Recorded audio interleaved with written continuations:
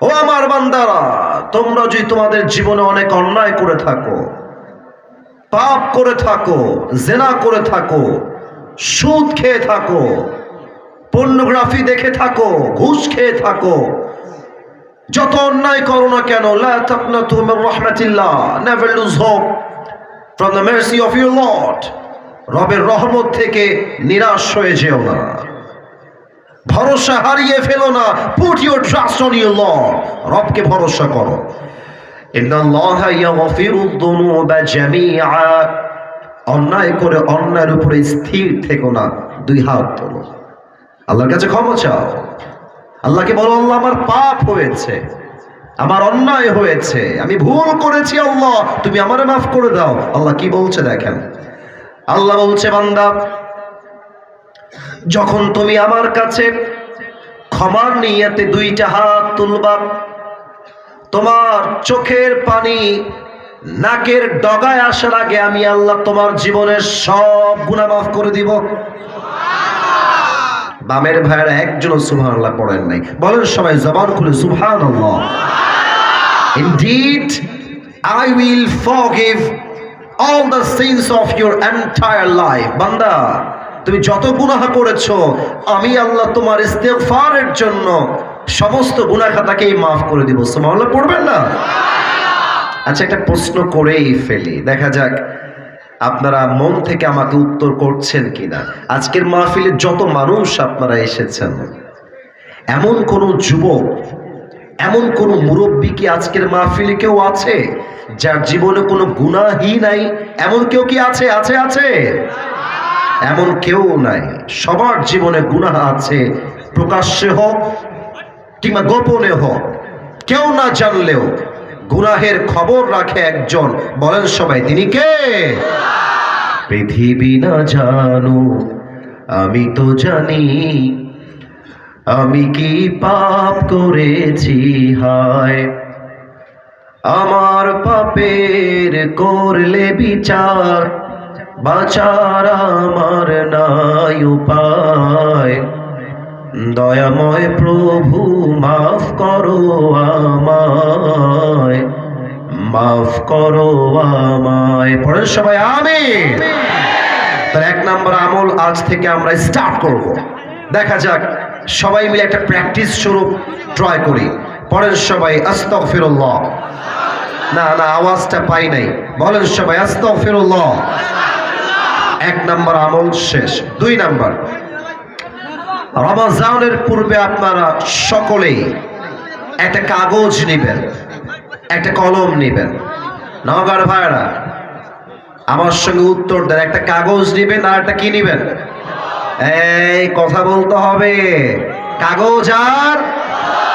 কাগজ কলম নিয়ে বসবেন আর লিখবেন বিগত রমজানে কোন কোন কারণে আমি কোরআন তেলাওয়াত করতে পারি নাই, কোন কোন কারণে আমি তাহাজ্জুদের নামাজ পড়তে পারি নাই, কোন কোন কারণে আমি তারাবির নামাজ পরিপূর্ণ 20 রাকাত পড়তে পারি নাই, কোন কোন কারণে আমার দান সদকা করা হয় নাই, কোন কোন কারণে আমি রোজার প্রত্যেকটা দিন কোরআন তেলাওয়াত করতে পারি নাই।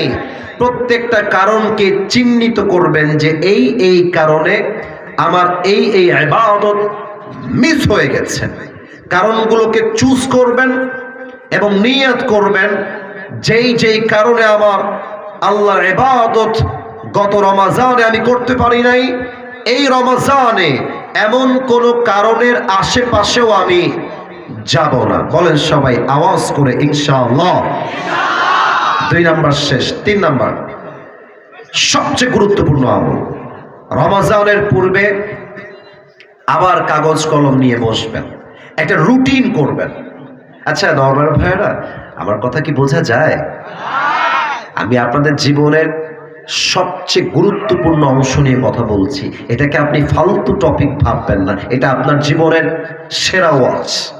কাগজ কলম নিয়ে বসবেন আর একটা রুটিন করবেন, 24 hour routine in the month of Ramadan. রমজানের 24টা ঘন্টা আপনার কাটবে কেমন করে লিখবেন।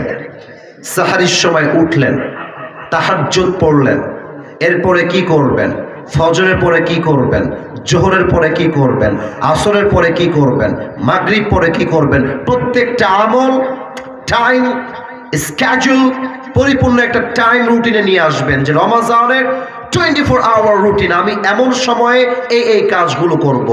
লিস্ট রাখবেন, যখন যেই টাইমে যেই কাজকে নির্ধারণ করেছেন সেই কাজটাই করবেন। রমাজানকে বরকতপূর্ণ করে দিবে একজন, তিনি কে? 3 নাম্বার শেষ। এবার আসুন সবচাইতে গুরুত্বপূর্ণ আমল, যে আমলটা যদি আপনি এখন থেকে অ্যাপ্লাই না করেন রোজার কোনো দাম আল্লাহর কাছে থাকবে না। এটা এমন একটা আমল যে আমলটা আজকের মাহফিলের 99% পিপল, প্রায় বলতে গেলে 99% মানুষ এই আমলটা জানে না। এই আমলটা না করলে রোজা আপনি 1 পয়সাও লাভ পাবেন না। শোনেন, আল্লাহর হাবিব বলেছেন রমাজানের রোজা রেখেও যে তার অন্তরে তার ভাইয়ের জন্য বিদ্বেষ পোষণ করে, হিংসা পোষণ করে, সে যতই রোজা রাখুক, যতই সে না খেয়ে থাকুক, তার রোজার 2 পয়সা দাম আল্লাহর কাছে নাই। ঠিক কিনা বলেন? হাদিস শোনেন, আল্লাহর হাবিব বলেছেন ইয়া বুনাইয়া ইস্তাতাতা, হে আমার উম্মতেরা শোনো, আয় হায় হায়, যদি তোমরা পারো, ইস্তাতাতা, যদি সম্ভব হয়, আমি নবীর সবচেয়ে বড় একটা আমল বলে দিয়ে যাই, এর চাইতে বড় সুন্নত, এর চাইতে বড় আমল আমি নবীর আর কিছুই নাই। সবচেয়ে বড় আমল কি আমল? তুমি একটা দিন অথবা একটা রাত এমন ভাবে পার করবা, যেই রাত এবং যেই দিনে তোমার অন্তরে কারো জন্য চুল পরিমাণ, একটা জাররা শস্যের দানা পরিমাণ হিংসা থাকবে না, বিদ্বেষ থাকবে না। যদি এই আমলটা করতে পারো, এটাই হচ্ছে আমি নবীর জীবনের সবচাইতে সেরা আমল। এর চাইতে বড় আমল আর কিছুই হতে পারে না। সুবহানাল্লাহ পড়বেন না আপনারা? অতএব রমজানের পূর্বে আসুন আমরা নিয়ত করেই মূল বিষয়ে ফিরে যাই। সবাই এই ডান হাতটা তুলবেন, সবাই ডান হাত তুলবেন। Raise your right hand. ডান হাত সবাই তুলেছেন, মাশাআল্লাহ। এবার এই ডান হাতটা বুকে রাখেন, বুকে রাখেন। আমি যা বলবো you have to repeat after me. আমি যা বলবো আব্বা জান, আমি যা বলবো যুবক ভাইরা, আমি যা বলবো আম্মা জানেরা, আপনাকে তাই বলতে হবে। বলেন সবাই জবান খুলে, আগে একটা কাশি দেন, মাশাআল্লাহ। বলেন সবাই আল্লাহকে ডাক দিয়ে, বলেন সবাই আল্লাহ, আরেকবার আল্লাহ। রমজানের পূর্বে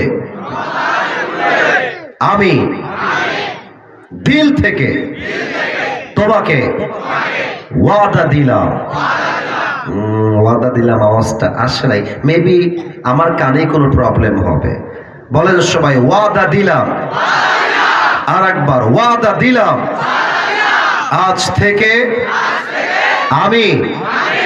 সবাই একটু হার্ট তথা হৃদয়ের দিকে তাকান, বলেন এই অন্তরে, আর একটু জোরে, এই অন্তরে আমি কারো জন্য কোনো হিংসা বিদ্বেষ কখনো পোষণ করব না, রাখবো না।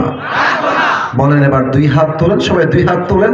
এবার বলেন সবাই জবান খুলে ইনশাআল্লাহ।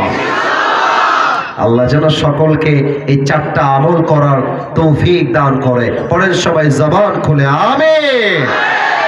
আচ্ছা, আপনাদের বউ আছে কার কার? একটু হাত তুলবেন। বউ আছে কার কার? বউ আছে, বউ আছে।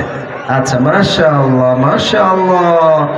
অনেকের বউ আছে তাই তারা কথা বলছে না। আচ্ছা, হাত নামা, হাত নামা।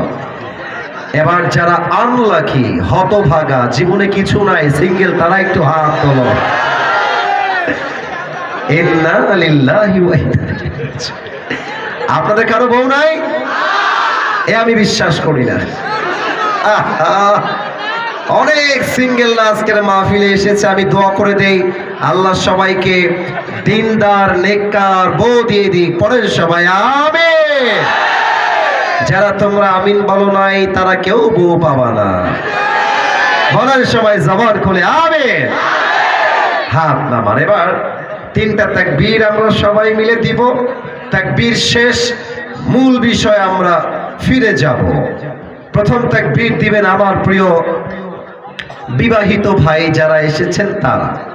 তো সিঙ্গেলদেরকে চুপ থাকতে হবে এই চ্যাপ্টারে এই মুহূর্তে এসে। বিবাহিত ভাইয়েরা যারা এসেছেন সবাই একটা কাশি দেন। মাশাআল্লাহ মাশাআল্লাহ। দেখা যাক কারা জিতে। সিঙ্গেলরা চুপ, বিবাহিতরা মেক নয়েজ, তাকবীর দিবেন। বিবাহিত ভাইয়েরা নারায়ে তাকবীর।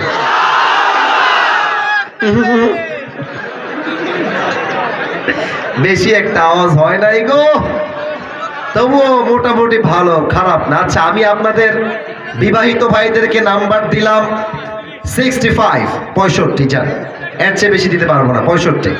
এবার সিঙ্গেলদের পালা, দেখা যাক সিঙ্গেলরা কত নাম্বার পায় আমার পক্ষ থেকে। সিঙ্গেল ভাইরা কাশি দাও। মুরব্বী আব্বাজান আমার ডান পাশে আছেন, আপনারাও নাম্বার দিবেন, আমি কিছু বলবো না। দেখা যাক কারা জিতে। It's time for the single people. বিবাহিত ভাইরা চুপ থাকবেন, সিঙ্গেলরা মেক নয়েজ। এই সোনামণি, এই যে সোনামণি, এই যে পাশে ধরেন ধরেন ধরেন ধরেন, এই যে এইদিকে তাকাও, এই যে বসো বসো বসো। নতুন নতুন বোঝে না,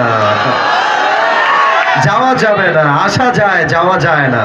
যা 1 নাম্বার 2 নাম্বার পরে হবে, বসে থাকো, দোয়া করে বাসায় ফিরে যাওয়া লাগবে, ঠিক কিনা বলে? সিঙ্গেল ভাইরা দেখি তোমরা কত জোরে তাকবীর দিতে পারো। নারায়ে তাকবীর। বিবাহিত ভাইরা আমাকে মাফ করে দিবেন, আই এম সো সরি। আজকে আমার যুবক ভাইরা 95% নাম্বার পেয়ে পাস করেছে, মাশাআল্লাহ। আল্লাহ আমার যুবকদেরকে নেক হায়াত দান করুন, পরের সময় আমিন। আর আমি দেখতে পাচ্ছি আজকের মাহফিলটা খুবই ডিফারেন্ট, এক্সেপশনাল। এত মুরব্বী আমার মাহফিলে খুবই কম থাকে, তো মুরব্বীদের পায়ে আমার হাত।